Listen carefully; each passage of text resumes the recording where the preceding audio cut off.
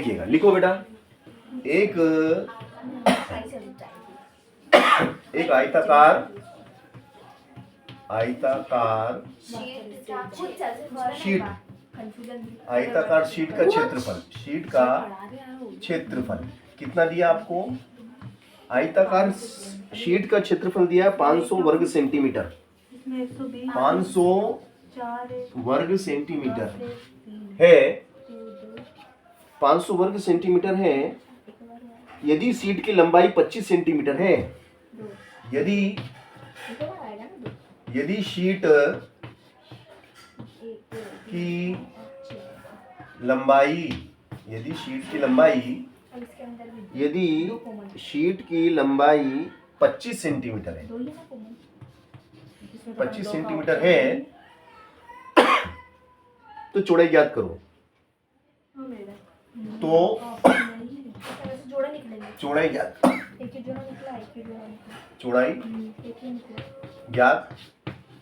करो तथा परिमाप भी ज्ञात करो।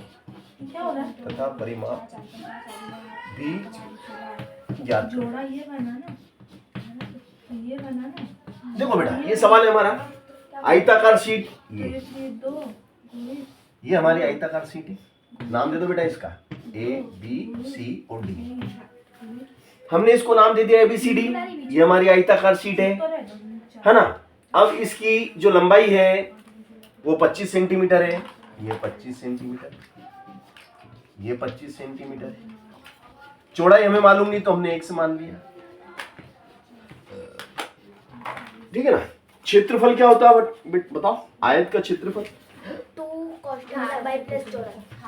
आयत का क्षेत्रफल का सूत्र आप लोगों को मैंने याद कराया था। हाँ सर, लंबाई गुणी चौड़ाई। वेरी गुड, लंबाई गुणी चौड़ाई है। तो लंबाई की जगह कितना आ जाएगा? 25। लंबाई 25 दी है ना, ये 25। और चौड़ाई हमें मालूम नहीं तो हमने 1 से मान लिया। और क्षेत्रफल हमें कितना दिया है? 500। क्षेत्रफल हमें कितना दिया? 500 है ना। तो भैया 25 गुणा में है। 25 क्या में है? गुणा वाली चीज कहाँ की है? ये गुणा वाली चीज आ गई बटे में। ये यहाँ आ गया बराबर 1। 25 से 25 दूना 50 और 0 की 0। 1 से बराबर कितना आ गया? 1 से बराबर कितना होगा बताओ? 1 से बराबर कितना होगा? 20। 25 दूना 50, 0 की 0, 1 से बराबर 20। तो चौड़ाई कितनी है? 20। चौड़ाई 20, यानी कि ये 20 है और ये भी 20 है। This is 20 centimetre, this is 20 centimetre. हमें क्या निकालना है इसका? परिमाप। परिमाप का मतलब क्या होता है? भुजाओं का योग। हाँ। या फिर सूत्र लगा के निकल सकते। अगर सूत्र याद है तो सूत्र से कर लो। हाँ। सूत्र क्या बेटा परिमाप का? बोलो देखिए। आयत के परिमाप। हाँ, आयत के परिमाप। 2 वेरी गुड, लंबाई धन चौड़ाई, यही है ना। तो 2 लंबाई कितना? लंबाई 25 और चौड़ाई कितना? चौड़ाई 20। तो कितना हो गया भैया बताओ? 2 25 और 20। 25 और 20 कितना हो गया? 45। 45 दूना 90। परिमाप कितना आया? 90 सेंटीमीटर। ये आपका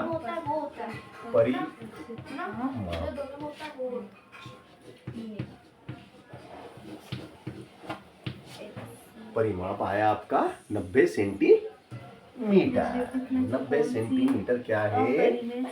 परिमाप है।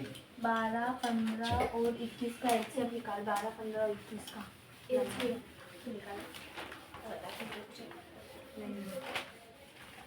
मत करा क्या तुम जो बात समझती एलसीएम होगा निकालता है। अरे यार इसको वर्ग के पेपर में सवाल करने में टाइम वेस्ट हो जाता है।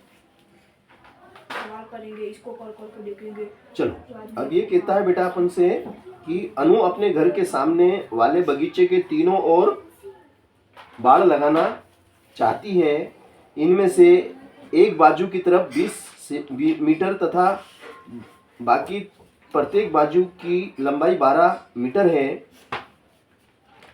तो रुपये 150 प्रति वर्ग मीटर की दर से बाड़ लगाने का खर्चा कितना होगा, है ना।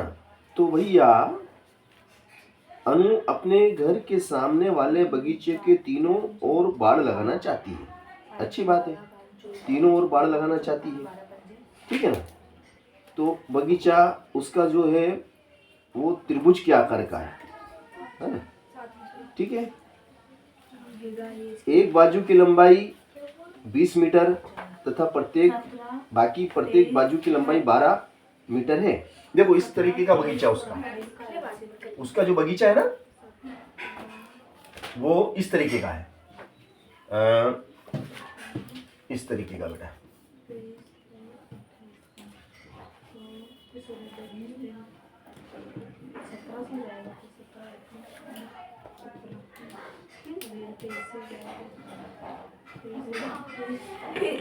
ऐसा बगीचा उसका, समझ गए। ये 20 मीटर का और ये 12 मीटर और ये 12 मीटर, ये ए, ये बी और ये सी, ये उसका बगीचा है। अब इस पे वो बाड़ लगाना चाहती ताकि बकरे, बकरी, गाय, भैंस, कुत्ता उसके बगीचे में नहीं आए और उसने बगीचे में जो चीजें लगाई है उसको नुकसान न पहुंचाए। तो वो बाड़ लगाती, कांटे वाले तार लगाना चाहती है, ठीक है ना। तो कितना लंबा तार लगेगा, तो तार की लंबाई निकालना है ना। तो मतलब ये त्रिभुज है ना, तो त्रिभुज का परिमाप क्या होता है, तीनों भुजाओं का योग परिमाप निकालेंगे हम। तो क्या हो जाएगा बताओ, ए बी धन बी सी धन सी है ना। चलो ए बी की लंबाई बोलो कितनी है, ए बी की लंबाई 12 मीटर, बी सी की 20 मीटर और सी ए की फिर 12 मीटर, है ना। तो कितना हो गया भैया परिमाप, परिमाप बोलो 3 से नहीं जाएगा, 3 का 15 नहीं आता। कितना हो गया भैया परिमाप,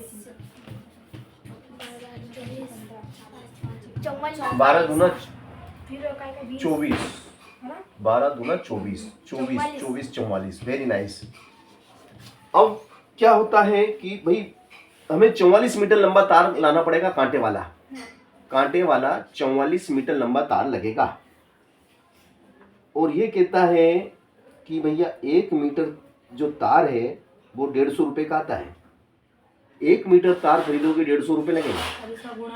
तो 44 मीटर तार कितने का आएगा, तो ये लिखेंगे चूंकि 1 मीटर तार का मूल्य, 1 मीटर तार का मूल्य कितना है बताओ, 1 मीटर तार का मूल्य कितना है, 150 रुपए।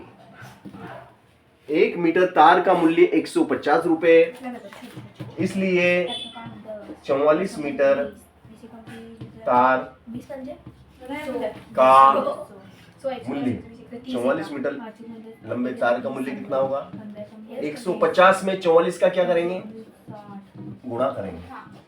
तो 0 की 0, 15 चौक 60 की 0, 0 की 0, 15 चौक 60 की 0, हासिल लगा 6, 15 चौक 60 निधन 66, 6,600 रुपये, 6,600 रुपये लगेंगे, ठीक है ना, 6,600 रुपये लगेंगे। चलो अगला प्रश्न, सरल के कठिन, सरल था ना। चलो अगला प्रश्न क्या कहता है, अगला प्रश्न वो कहता है कि भैया एक तार 10 सेंटीमीटर भुजा वाले वर्ग के आकार की है। यदि तार को दोबारा मोड़कर 12 सेंटीमीटर लंबाई वाला आयत बनाया जाता है तो इसकी चौड़ाई ज्ञात कीजिए। एक तार 10 सेंटीमीटर भुजा वाले वर्ग के आकार की है। देखो ये आपका तार है, ये मैंने तार को मोड़ के क्या बनाया, वर्ग बनाया, और प्रत्येक भुजा 10 सेंटीमीटर की है। ये भी 10 सेंटीमीटर, ये भी 10 सेंटीमीटर, ये भी 10 सेंटीमीटर और ये भी 10 सेंटीमीटर। ये तार है, तो तार की कुल लंबाई कितनी है? 225 तार की कुल लंबाई कितनी? तार की कुल लंबाई, तार की कुल लंबाई बताइए कितनी है? 40 सेंटीमीटर। 10 चौक 40 सेंटीमीटर। अब 40 सेंटीमीटर लंबा तार है। अब इस 40 सेंटीमीटर लंबे तार को मैंने मोड़ के इसको खोल दिया, वापस लंबा कर दिया। इसको यहाँ से खोल के लंबा करा तो 40 सेंटीमीटर का आया। अब इसको मोड़ के मैंने आयत बनाया। इसको मोड़ के मैंने क्या बनाया? आयत बनाया। ये मैंने आयत बनाया, ये मैंने ठीक है ना। अभी आयत बनाया इसने। आयत की लंबाई कितनी थी बताओ? आयत की लंबाई 12। ये आपकी 12 सेंटीमीटर है, ये भी 12 सेंटीमीटर है, मगर ये हमें मालूम नहीं तो हमने मान लिया x। ये हमें मालूम नहीं तो मान लिया x। चारों भुजाओं, तार की लंबाई तो वही है ना, तो क्या है बोलो तो? 12 धन x बराबर क्या? 40। तो 1x कितना हो गया? 2x। 12 दूना 24 बराबर 40। तो 2x बराबर क्या हो जाएगा? 40, है ना? 40 दिख रहा है बेटा दोनों को? ये उठ के उधर जाएंगे तो माइनस के कितने हो गए भैया? 10 में से 4 गए तो 6, 3 में से 2 गया तो 1। बोलो x बराबर क्या हो जाएगा? 16/2, 2 8 16। तो x बराबर कितना आएगा? 8 सेंटीमीटर। चौड़ाई कितनी? चौड़ाई को हमने x माना था, तो चौड़ाई कितनी आई? चौड़ाई कितनी आई? 8 सेंटीमीटर चौड़ाई है। तो सवाल सरल था कि कठिन था? पक्का सरल था। चलो अगला प्रश्न, लास्ट एंड फाइनल आपका ये प्रश्न रहेगा, है ना? लास्ट एंड फाइनल प्रश्न दिया हुआ इसमें, एक वर्ग और एक आयत का क्षेत्रफल समान है। देखो भैया, ये आपका वर्ग है और ये आपका आयत है। इन दोनों के क्षेत्रफल कैसे हैं? बराबर है। वर्ग का क्षेत्रफल क्या होता है? भुजा गुणित भुजा, भुजा गुणित भुजा। और आयत का क्षेत्रफल क्या होता है बोलो? लंबाई गुणित चौड़ाई। ये इसका क्षेत्रफल होगा। अब ये कहता है कि इनके क्षेत्रफल बराबर हैं। यदि वर्ग की भुजा 40 सेंटीमीटर की है, ये 40 की है, इसकी 40 की है, तो ये भी 40, ये भी 40 सेंटीमीटर और 40 सेंटीमीटर, है ना? तो 40 गुणित 40। अब ये कहता है कि चौड़ाई 25 की है। चौड़ाई कितने की है भैया? चौड़ाई हमें नहीं दी, चौड़ाई दी है, लंबाई नहीं दी। 25 सेंटीमीटर की है। तो भैया ये 40 गुणित 40, 25 गुणा में है, 25 बटे में आ गया, बराबर में क्या? लंबाई। 5 का 25, 5 8 40, 5 8 40। तो क्या हो जाएगा? 8 गुणित 8 बराबर क्या हो जाएगा? लंबाई। तो लंबाई बराबर हम क्या लिखेंगे? लंबाई बराबर लिखेंगे 8 64 सेंटीमीटर। तो लंबाई हमने निकाली 64 सेंटीमीटर। 64 सेंटीमीटर। देखो भैया, लंबाई 64 और चौड़ाई कितनी थी? चौड़ाई कितनी थी? 25। अब बताओ इसका परिमाप कितना है? आयत का परिमाप कितना है? आयत का परिमाप बताइए। आयत का परिमाप का सूत्र क्या है? आयत का परिमाप का सूत्र क्या बताया तुमने? 2 लंबाई धन चौड़ाई। लंबाई बोलो 64, चौड़ाई बोलो 25। क्या हो जाएगा?